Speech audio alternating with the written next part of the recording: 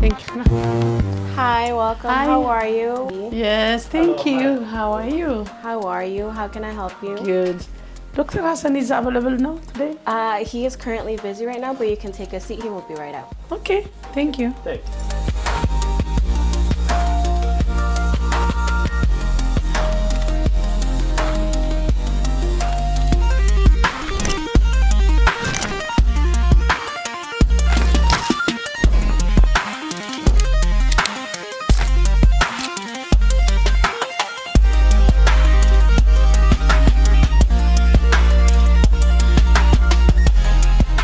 እንኳን ደህና መጣችሁ። እንኳን ደህና ቆየን። ዶክተር ሐሰን ይመር እባላለሁ። እዚህ ኤስኤስጂሲ ነው የምሰራው። ዛሬ ምን ልርዳችሁ? ባለፈው አመት ታስታውሰኝ ከሆነ ወደዚህ ድርጅት መጥቼ ነበረ እና በኮሚኒቲ ጉዳይ ላይ አንዳንድ ስራዎችን ተረድቼ ተምሬ ሄጄ ነበረ። አሁን ደግሞ የመጣንበት ምክንያት ከእሱ ጋር አሁን የመጣንበት ምክንያት ፍላየሮች አይቼ ነበረ እና እዛ ፍላየር ላይ አንዳንድ ስራዎችን ትሰራላችሁ። እኔ ልጠይቅህ የምፈልገው በበጎ አድራጎት ስራ ላይ ምን ያህል ስራ ትሰራላችሁ? እንዴት ነው የምትሰሩት? እሱ መረዳት ፈልጌ ነው። እንግዲህ በጠየቅሽ ጥያቄ በነን ፕሮፊት አካባቢ የተለያዩ ዘርፎችን እናከናውናለን። ለምሳሌ ለመጀመሪያ የሚፈልግ እንደ አዲስ ነን ፕሮፊት ለማቋቋም ለሚፈልግ ቡድን ወይም ወገን እንዴት እንደሚጀመር ከላይ ከስቴት ከፌዴራል ጀምሮ እንዴት እንደሚጀመር ሂደቶችን በሙሉ እናካሂዳለን እና ቦርዶችን እናሰለጥናለን፣ ዶኩሜንቶችን እናዘጋጅላቸዋለን እና ሙሉ ህጋዊ ለመሆን ያ መንገድ አመቺ ይሆንላቸዋል ማለት ነው። ለተቋቋሙ ነን ፕሮፊቶች ደግሞ እንዴት ማደግ እንዳለባቸው ስጦታዎች ከየት አካባቢ እንደሚገኙ እኛ ሪሰርች አድርገን እነዚህ ግራንት የሚባሉ ነገሮችን በደንብ ሪሰርች አድርገን ግራንት ተጽፎ እንዲያገኙ የማድረግ ስራ እንሰራለን። ያንንም አድርገው እንደገና ደግሞ ካሉበት ደረጃ ወደሚቀጥለው ደረጃ ለማደግ ደግሞ የሚያስቡ መካከለኛ ነን ፕሮፊቶች ደግሞ ቦርዶችን እና ሌላ አገር ብራንች በመክፈት እና የተለያዩ ፕሮግራሞችን ፕሮጀክቶችን በመቅረጽ ቦርዶችን በማሰልጠን ኃላፊነቶችን እንዲረከቡ አድርገን ያንን ሂደቶች በሙሉ የምናከናውን ነው የሚሆነው ማለት ነው በነን ፕሮፊት በኩል። በጣም አመሰግናለሁ። እዛው ላይ እንዳለ እኔም እያየሁት ነበረ የቢዝነስን ጉዳይ ትሰራላችሁ እና እኔ አንድ ቢዝነስ ላይ እንዳለው ሰው ምንድን ነው የምታደርጉት አገልግሎት ለጀማሪና ቢዝነስ ላይ ላለ ሰው ምን አይነት አገልግሎት ትሰጣላችሁ?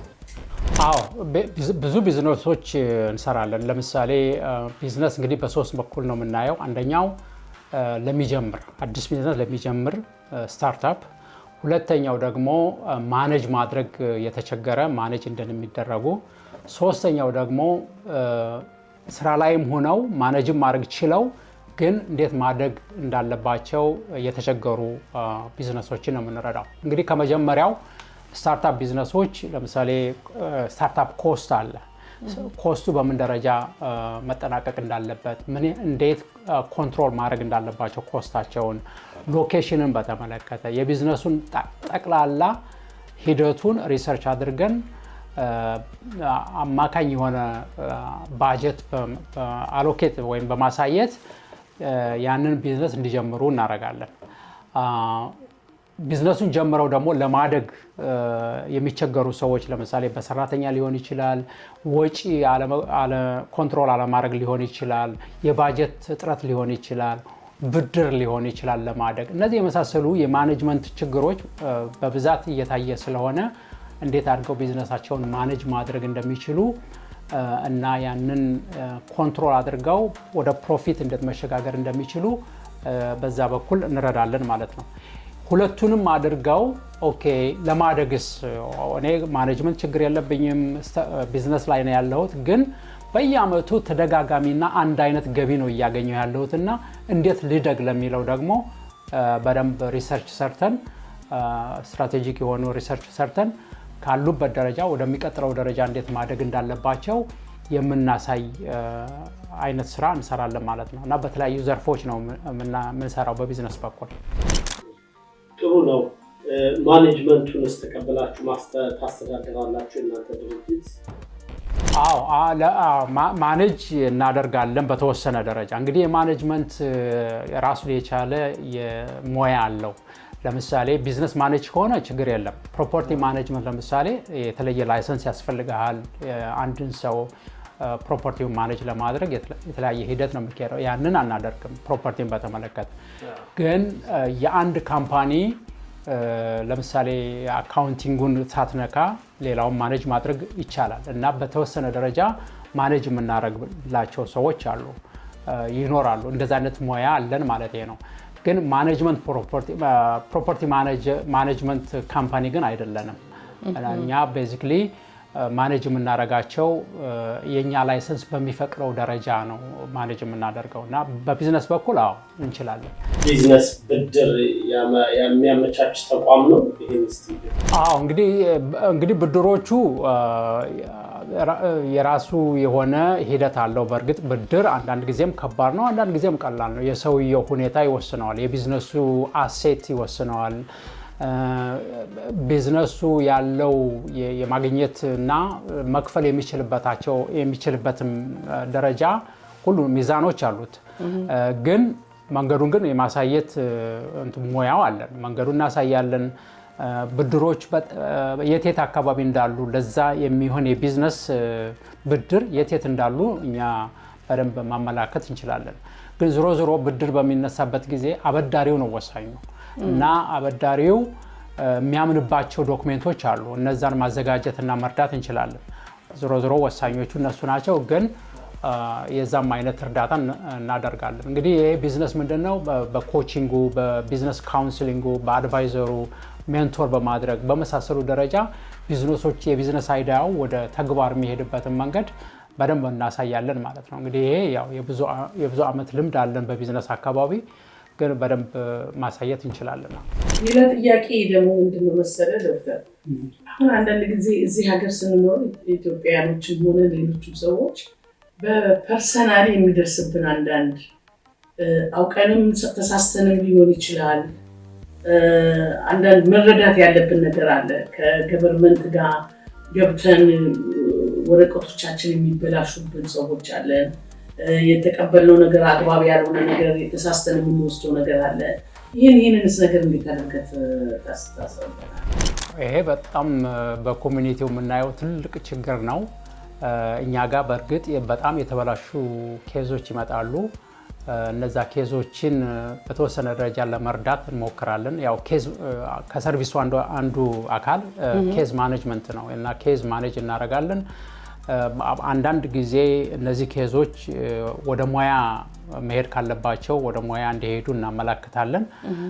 ግን እንዳልሽው አንዳንድ ሰዎች ዝም ብለው ችላ በማለት ኬዝ የሆነ ነገር ይደርሳቸውና ችላ በማለት ነገሮቹ ተደራርበው ሆነ ኮርነር ውስጥ ይገባሉ እና ከዛ በኋላ ለመውጣት ነው የሚፈልጉት። መጀመሪያ ቀላል ሆኖ እያለ ሳይፈቱት ተጠራቅሞ የሆነ ነገር ላይ ይገባና ለመፍታት በጣም ይቸገራሉ እና በዛ ደረጃ ያሉትን ነገሮች ለመርዳት በጣም ብዙ ስራ እየሰራ ነው። ግን ያው ችግሩ በጣም ሰፊ ነው፣ ትልቅ ነው። ለመርዳት እየሞከርን ያለ ነው። ግን እኔ አሁን አድቫይዝ እንደውም ጥሩ አጋጣሚ አነሳሽውና ጥሩ አጋጣሚ መጣችሁ። እኔ እንደውም አድቫይዝ ማድረገው ችግሮች ሲመጡ ኢግኖር አለማድረግ እና ወዳውኑ ወደ ባለሙያ ጋር ሄዶ ማሳየቱ ኋላ የሚመጣውን ከባድ ችግር ለመጋፈጥ አይገደዱም ማለት ነው እና እዛ ላይ ሰው ቢበረታ ጥሩ ነው።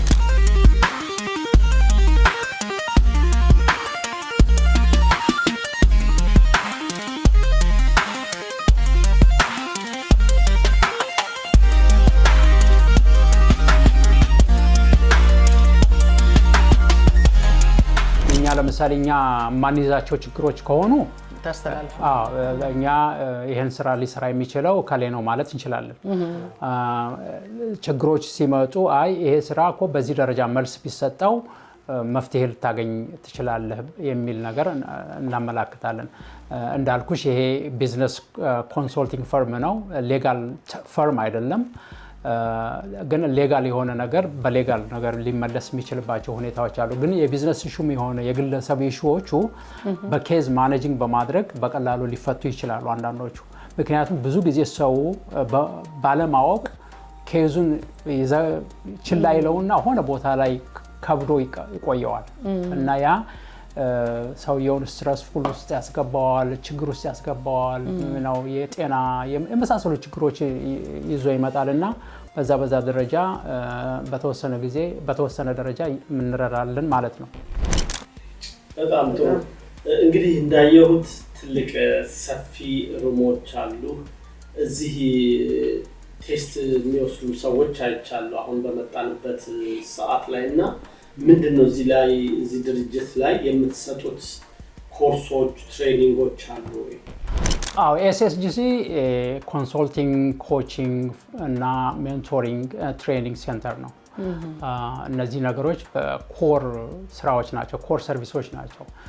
በትሬኒንግ ደረጃ የቢዝነስ ኮርሶች አሉ፣ የአይቲ ኮርሶች አሉ እና የነን ፕሮፊት ኮርሶች አሉ። ቦርዶችን እናሰለጥናለን እና የተለያየ ትሬኒንግ ሙያዎች እናደርጋለን። እኔም ብቻ ሳይሆን ኮርስ ትሬኒንግ የሚሰጡ ሰዎች ሰርቲፋይድ መሆን አለባቸው። ሰርቲፋይድ ኢንስትራክተር መሆን አለበት አንድ ሰው ኮርሱን ለመስጠት ወይም ደግሞ ቱተር ለማቅረብ እና በጠየቀ ጥያቄ የምናቀርባቸው ኮርሶች የኛ ከትምህርት ቤት ኢንስቲትዩሽን ጋር ነው የምንሰራው። አንዳንድ ዩኒቨርሲቲዎች፣ አንዳንድ ተቋማቶች ወደኛ ይመጣሉ፣ ይልካሉ ሰው። ያንን ሰው እናስተምራለን፣ እናስፈትናለን እና ያ ምንድነው ጥቅሙ? ከተፈተነ በኋላ ካለፈ ምክንያት ተማሪ የሆነ ሰው ከሆነ እዛ ውስጥ እና ተቋሙ ከላከው የሚወስደውና ኮርስና የሚያልፈው ፈተና ይቆጠርለታል ማለት ነው። ይሄ ነው ትልቁ ጥቅም።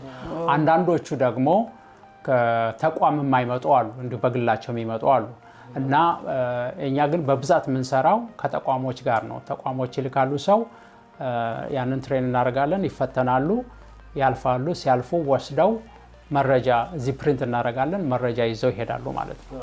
በዛ ደረጃ ነው እንግዲህ ኮርሶችን እያቀረብን ያለ ነው። የኛ የአይቲ ትሬኒንግም ሆነ የማንኛውም ያው የክራሽ ኮርስ ምናምን አይደለም የምንሰጠው። እኛ ከተቋሞች ጋር ነው በቅርበት እየሰራን ያለ ነው እና ብዙ የትሬኒንግ ሰርቪሶች አሉ። እኛ የምናሰለጥነው ልክ የኛ ተርም አይደለም፣ የተቋሙ ተርም ነው የሚሆነው። ተቋሙ ከዛ የሚላኩት ተቋሙ የሚልከውን በተቋሙ ሪኳየርመንት ነው እኛ የገባ ነው። በእኛ የምንሰጣቸው ኮርሶች ለምሳሌ ቢዝነስ ኮርስ ሊሆን ይችላል፣ የሊደርሺፕ ኮርስ ሊሆን ይችላል። ፐርሰናል ዴቨሎፕመንት ኮርሶች የ4 ሳምንት፣ የ6 ሳምንት፣ የ8 ሳምንት፣ የ12 ሳምንት እያልን የራሳችን የኤስኤስጂሲ ብራንድ የሆኑ ኮርሶች እናቀርባለን። ግን የሌሎቹ ኮርሶች እጃችን አይገባም። በእነሱ ተርም ነው እኛ የምንሄደው ማለት ነው። በእነሱ ተርም እንገባለን። ሲምፕሊ ይመጣሉ። ለመፈተን ዝግጁ ነኝ ካለ ይፈተናል። ዝግጁ ካልሆነ ከነሱ ጋር የሚደረጉ ማቴሪያሎች አሉ፣ እነሱን ሪቪው ያደርጋሉ ምናምን እና ያንን ከውጭ ካጠኑ በኋላ ነው እንግዲህ ለፈተና የሚቀርቡት እና በዛ ጋር ያለን ስምምነት ምንም እጃችን አይገባም ማለት ነው። በእነሱ ተርም ነው የምንሄደው እና በዛ ደረጃ ነው ሰርቪሶችን እያደረግን ያለ ነው።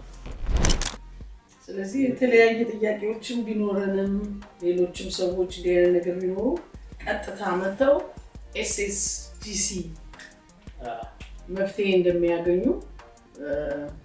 ለማስረዳት ነው። እንግዲህ ቆንጆ ነው፣ ጥሩ ነው።